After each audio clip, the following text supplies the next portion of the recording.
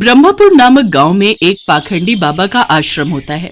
उस गांव के सभी लोगों का बाबा पर बड़ा विश्वास था। वो अपनी परेशानियों का हल ढूंढने या झाड़ फूंक करवाने बाबा के पास जाते थे। वो पाखंडी बाबा उन सीधे साधे लोगों को अंधविश्वास में फंसाकर उनसे पैसे ऐंठता रहता है। आयुष्मान भव। बाबा, मैं कई सालों से औलाद सुख के लिए तड़प रहा हूँ। मेरी शादी को 10 साल हो गए, लेकिन अभी तक मेरे घर बच्चे की किलकारियों से वंचित है। कृपा करके हमें कोई ऐसा रास्ता दिखाएं कि मेरी बीवी की सूनी गोद जल्द ही भर जाए। इसके लिए तुझे बकरी की बलि देनी होगी। बोल, तू तैयार है? लेकिन बलि देना तो पाप है ना बाबा। मूर्ख, अब तू तय करेगा कि क्या सही है और क्या गलत। इन्हें माफ कर दीजिएगा बाबा जी, इनसे भूल हो गई। हम बच्चे के लिए कुछ भी करेंगे, बलि भी देंगे। तो ठीक है, कल आश्रम में बलि चढ़ाने का महायज्ञ है। कल बकरी लेकर आ जाना। कल ही हम उसकी बलि देंगे और तुम्हें सारे कष्टों से छुटकारा मिल जाएगा। सुनो शिष्य, कल के महायज्ञ में बलि चढ़ाने के लिए एक बकरी का इंतजाम किया जाए। जो आज्ञा बाबा जी, हम अभी जाकर बकरी का इंतजाम करते हैं। लेकिन अगर आप बुरा न माने तो मैं क्या आपसे कुछ पूछ सकता हूँ बाबा जी? पूछो वत्स, क्या पूछना है? अपनी मनोकामना पूर्ण करने के लिए बकरी की बलि देने वाली बात मुझे कुछ समझ नहीं आई। क्या किसी की बलि देना जरूरी है? बलि देने से भगवान प्रसन्न होते हैं और हमारी सारी मनोकामना पूर्ण होती है। माफ करना बाबा जी, लेकिन आपकी इस बात से मैं सहमत नहीं हूँ। समस्त सृष्टि के जन्मदाता और मृत्युदाता तो ईश्वर हैं। फिर अबोध प्राणी की बलि लेकर आखिर वो कैसे प्रसन्न हो सकते हैं? और किसी की जान लेना तो पाप ही होता है ना बाबा जी। और किसी की जान लेकर कोई भी कामना पूर्ण नहीं होती। खामोश, तुम दोनों ये क्या अनाप शनाप बक रहे हो? मेरे आश्रम में तुम दोनों को मेरे जैसा महात्मा बनना है या नहीं? बनना है बाबा जी, बनना है। तो फिर जो मैं कहूं उसका पालन करो। अब जाओ और बलि के लिए बकरी लेकर आओ। जी बाबा जी, जैसी आपकी आज्ञा। इसके बाद वो दोनों बलि के लिए बकरी खरीदने निकल पड़ते हैं। रास्ते में चलते चलते वो दोनों शिष्य आपस में बात करते हैं। रामू, बलि देने के लिए बकरी का इंतजाम करके हम दोनों कहीं किसी पाप के भागीदारी तो नहीं बनने जा रहे? श्यामू, मुझे भी यही लग रहा है। अपनी मनोकामना पूर्ण करने के लिए किसी निर्जीव की बलि देना ठीक बात नहीं है। तुम बिल्कुल ठीक कह रहे हो रामू, लेकिन हम कर भी क्या सकते हैं? बाबा जी से सिद्धि प्राप्त करने के लिए हमें अपना मुंह बंद रखना होगा। हाँ, और वो जो कहें उनकी बात को मानना होगा। कुछ ही देर बाद वो दोनों शिष्य बात करते हुए देनदार के घर पहुंच जाते हैं। उस घर के बाहर कुछ बकरियां बंधी हुई होती हैं। उन दोनों शिष्यों को आता देख काली और गोरी बकरी आपस में बात करने लगती हैं। देखो झुमरी, वहां देख, हमें खरीदने कौन आ रहा है? हमें नहीं, सिर्फ मुझे। ये साधु मुझे खरीदने आ रहे हैं क्योंकि मैं तुझसे ज्यादा सुंदर भी हूँ और तंदुरुस्त भी। वो सब तो ठीक है, लेकिन ये दोनों साधु तुम्हें खरीद के करेंगे क्या? वो मुझे अपने आश्रम में ले जाकर मेरी खूब सेवा पानी करेंगे। हर रोज मुझे ताजा ताजा हरा हरा चारा खिलाएंगे, मेरे साथ खेलेंगे, मेरा ध्यान रखेंगे और फिर मैं भी इन्हें ढेर सारा ताजा ताजा दूध दूंगी। अरे वाह, फिर तो बड़ी ही किस्मत वाली बकरी होगी वो, जिसे ये साधु बाबा अपने साथ ले जाएंगे। हाँ, और वो खुशकिस्मत बकरी मैं ही हूँ। देख लेना तुम, वो मुझे ही अपने साथ लेकर जाएंगे। हाँ। उन दोनों बकरियों को तो यही लग रहा था कि ये दोनों साधु बाबा है और उन्हें खरीद कर आश्रम में ही ले जाएगा, मगर वो इस बात से बिल्कुल अनजान थी कि ये पाखंडी बाबा के 2 शिष्य थे और वो तो बकरी बलि देने के लिए लेकर जाने वाले हैं। फिर वो दोनों शिष्य देनदार लखन से मिलते हैं। बाबा जी की जय। पाए लागू महाराज। कहिए महाराज, आज यहाँ कैसे आना हुआ? दरअसल बात यह है, बाबा जी ने हमें यहाँ एक बकरी खरीदने के लिए भेजा हुआ है, मगर बकरी सुंदर होने के साथ साथ तंदुरुस्त भी होनी चाहिए। सुना तुमने काली बकरी? उन्हें खूबसूरत और तंदुरुस्त बकरी की ही तलाश है और वो तो बस मैं हूँ। तब तो महाराज आप मेरी वो गोरी बकरी ले जाइए। वो खूबसूरत भी है और तंदुरुस्त भी है। देखा, मैं ना कहती थी कि वो मुझे ही ले जाएंगे। यार, तू तो सच में बड़ी ही किस्मत वाली है। वो तो मैं हूँ ही। ये लीजिए आपकी बकरी के पैसे। शुक्रिया महाराज। माफ करना महाराज, मैं एक बात बताना तो भूल ही गया। ये बकरी हर रोज 8 किलो दूध देती है। अरे, हमें इससे क्या करना? यह बकरी हमें दूध के लिए थोड़ी ना चाहिए, बल्कि इसका इस्तेमाल तो हम बलि चढ़ाने के लिए करेंगे। कल सुबह तक तो ये बकरी भगवान को प्यारी हो जाएगी। ये बात सुनते ही मानो गोरी बकरी के पैरों तले जमीन खिसक जाती है। बकरी की आंखों में आंसू आ जाते हैं। माफ करना बहन, मुझे अपनी तंदुरुस्ती और खूबसूरती पर बहुत ही घमंड था, मगर मैं ये नहीं जानती थी कि मेरी यही खूबी मेरी मौत का कारण बन जाएगी। ये लीजिए महाराज आपकी अमानत, आपकी बकरी। कुछ ही देर में वो दोनों बकरी को लेकर बाबा जी के आश्रम में पहुंच जाते हैं। बाबा जी की जय। बाबा, हम ये बकरी ले आए। अब कल सुबह ही तुम इस बकरी को स्नान करवाकर बलि के लिए हाजिर करना। आज इस बकरी का आखिरी दिन है। ये बात सोचकर ही मुझे रात भर नींद नहीं आई, लेकिन हम कर भी क्या सकते हैं? बाबा जी का हुक्म टाल भी तो नहीं सकते ना। दोनों की बातें बकरी बड़े ध्यान से सुनती है और ये जानकर कि बाबा जी के शिष्य उसकी बलि देने के खिलाफ हैं, उसकी जान में जान आई। चुपचाप मौत को गले लगाने से अच्छा है कि एक बार उससे डटकर मुकाबला किया जाए।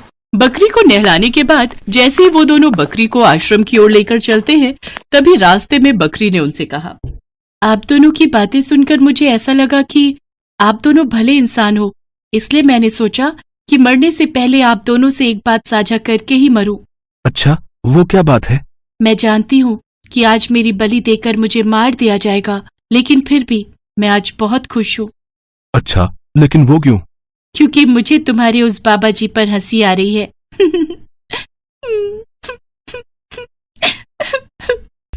बकरी को पहले हंसता और फिर रोते हुए देखकर दोनों को आश्चर्य हुआ।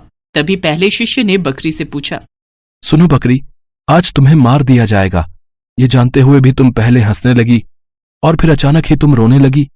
ये बात हमें कुछ समझ नहीं आई। बताओ तो, तुमने आखिर ऐसा क्यों किया? ये एक राज की बात है और मेरी मौत के बाद तुम्हें इस बात का पता चल जाएगा। बाबा जी, आज एक अजीब घटना घटी। कैसी घटना?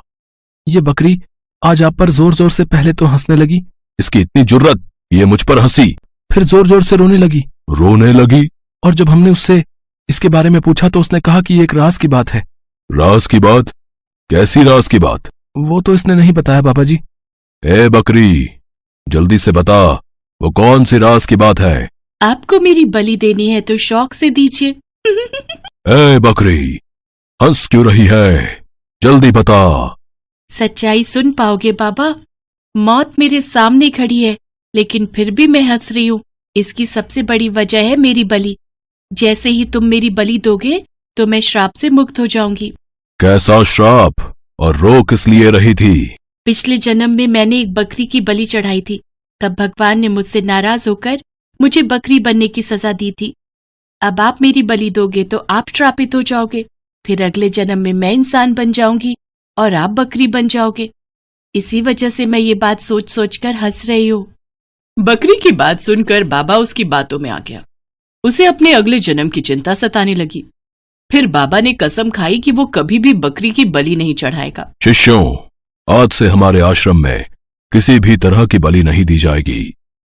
आज से ये बकरी हमारी प्रिय बकरी होगी। उसको साफ सुथरी जगह पर रखा जाए। हर रोज इसको ताजा ताजा चारा खिलाया जाए। इसको बाहर घुमाने लेकर जाओ और इसकी खूब सेवा पानी करो। ये अब मैं रोज ताजा ताजा दूध दूंगी। इस तरह उस चतुर बकरी ने मुश्किल समय में किस तरह अपनी अक्ल का इस्तेमाल करके अपनी जान बचाई और समाज को ये आदेश दिया कि मुश्किल घड़ी में हमें घबराना नहीं चाहिए। अपने साहस और चतुराई से हर मुश्किल का सामना डटकर करना चाहिए।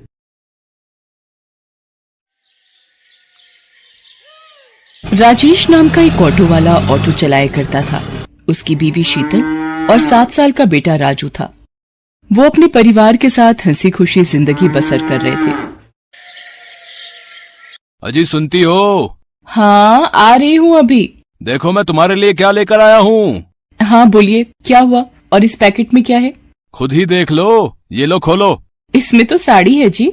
हाँ पता है मुझे।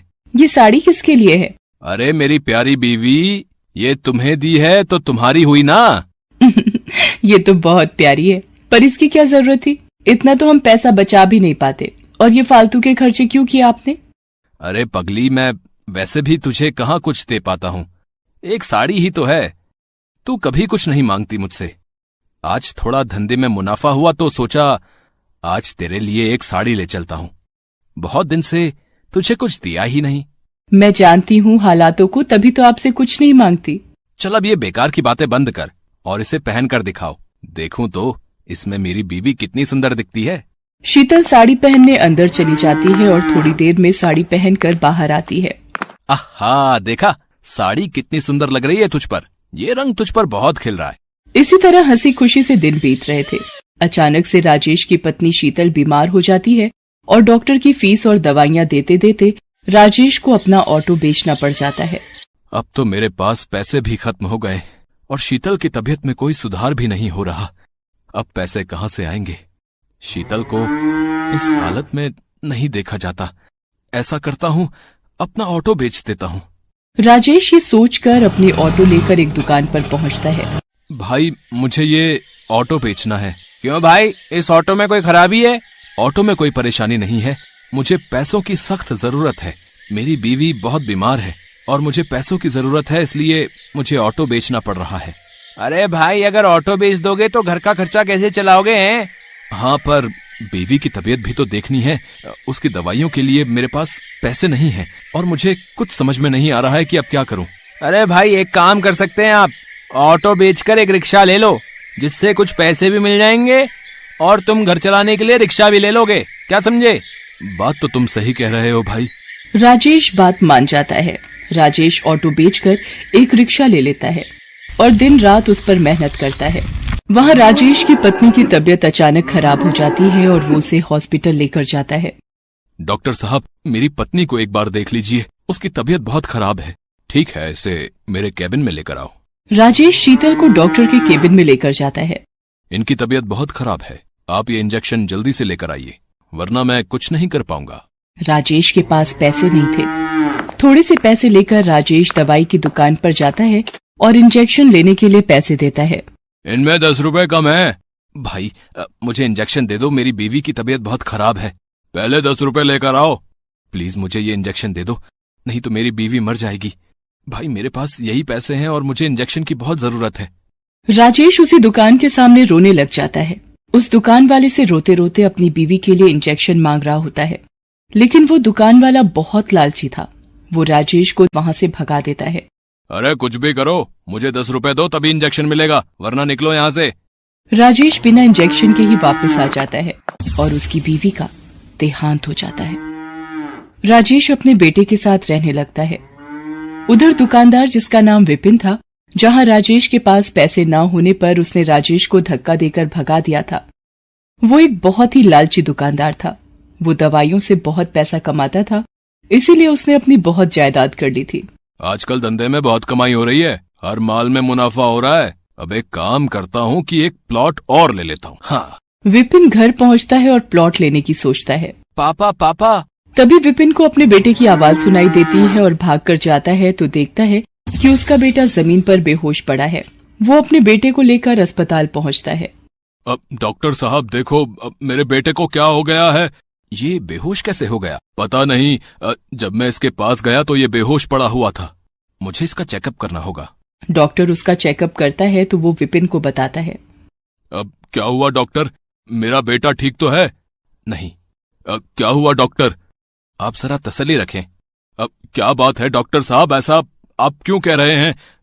मुझे बहुत दुख के साथ कहना पड़ रहा है कि आपके बेटे को कैंसर है। विपिन के पैरों तले जमीन खिसक जाती है और अब संभालिए अपने आप को। ये क्या कह रहे हो डॉक्टर साहब? ऐसा कैसे हो गया? ये सच है विपिन जी। अब क्या कर सकते हैं? मेरा बेटा ठीक तो हो जाएगा ना? हाँ, उसके लिए कुछ महंगी दवाइयां जरूरी हैं और कुछ टाइम इलाज करना पड़ेगा और आपको थोड़ा सब्र रखना पड़ेगा। विपिन अपने बेटे का इलाज करवाना शुरू कर देता है। इस इलाज में बहुत पैसा लगाता है पर उसका बेटा ठीक नहीं होता। एक दिन उसके बेटे की तबीयत ज्यादा खराब हो जाती है तो डॉक्टर उसे दवाई लेने के लिए भेजते हैं। जैसे ही दवाइयों की दुकान पर जाता है, दवाई मांगता है। अब भाई, मुझे ये दवाई जल्दी से दे दो। ये दवाई तो बहुत महंगी है, क्या तुम्हारे पास इतने पैसे हैं? विपिन अपनी सारी जमीन जायदाद गंवा चुका था उसके इलाज में। अब उसके पास कुछ भी नहीं था, सिर्फ चंद रुपयों के अलावा। वो अपने सारे पैसे उसको दिखाता है और कहता है कि मेरे पास ज्यादा नहीं है, बस यही रुपए हैं। इतने में दवाई नहीं आएगी, 100 रुपए और चाहिए। पर भाई, मेरे पास इतने ही पैसे हैं। तो दवाई नहीं मिलेगी। जाओ और पैसे लेकर आओ, जाओ। मेरा बेटा बहुत बीमार है, मैं आपके 100 रुपए जल्दी ही चुका दूंगा। चलो हटो, निकलो यहाँ से, पहले 100 रुपए लेकर आओ। तुम्हारे जैसे रोज आते हैं, चलो भागो यहाँ से, गरीब कहीं के। विपिन को पता था कि ये दवाई बहुत सस्ती है और दुकानदार इसे बहुत महंगी बेच रहा है। विपिन उस दुकान वाले से रो रो कर दवाई मांगने लगता है और तभी उसको वो दिन याद आता है जब उसने भी किसी जरूरतमंद को सिर्फ 10 रुपए के लिए दवाई नहीं दी थी। वो अपनी गलती मानता है और समझ जाता है कि करनी का फल तो भुगतना ही पड़ता है और विपिन बहुत रोता है। तभी दुकान वाला विपिन की हालत देख उसके पास आता है और उसको दवाई दे देता है। विपिन को दवाई के कारण अब बहुत देर हो चुकी होती है। अब कुछ देर में अस्पताल नहीं पहुंचा तो उसके बेटे का बचना मुश्किल था। विपिन भागते हुए जाने लगता है, लेकिन उसे पता था कि वो ऐसे नहीं पहुंच पाएगा, इसलिए कई लोगों से अस्पताल छोड़ने को कहता है, लेकिन उसके पास पैसे न होने पर कोई भी उसको अपनी गाड़ी में नहीं बिठाता। अगर मैं जल्दी ही अस्पताल नहीं पहुंचा तो मेरा बेटा। जब वो जा रहा होता है तो उसे ठोकर लगती है और वो गिरने लगता है। तभी एक रिक्शे वाला उसे आकर थाम लेता है। वो वही रिक्शे वाला होता है जिसको दवाई देने के लिए विपिन ने मना कर दिया था, लेकिन फिर भी वो अपने रिक्शे में विपिन को बिठा लेता है और पूछता है, भाई तुम्हें कहाँ छोड़ दूं? मेरा बेटा अस्पताल में है, मुझे वहां जल्दी पहुंचना है, लेकिन मेरे पास पैसे नहीं हैं। कोई बात नहीं, आप परेशान ना हो, सब ठीक हो जाएगा। मैं आपको वहाँ बिना पैसों के छोड़ दूंगा। विपिन बैठे बैठे बस अपने किए पर पछता रहा होता है। उसका लालच उसके सामने आ रहा था। वो अपने किए पर बहुत पछता रहा था, पर समय निकल चुका था। मैंने दूसरों का बहुत दिल दुखाया है और शायद इसीलिए आज मेरी ये हालत है। इसी वजह से मुझे आज ये दिन देखना पड़ रहा है। मैंने न जाने कितनों को दवाई नहीं दी, कुछ पैसों के लिए, और आज मैं भी वहीं खड़ा हूँ।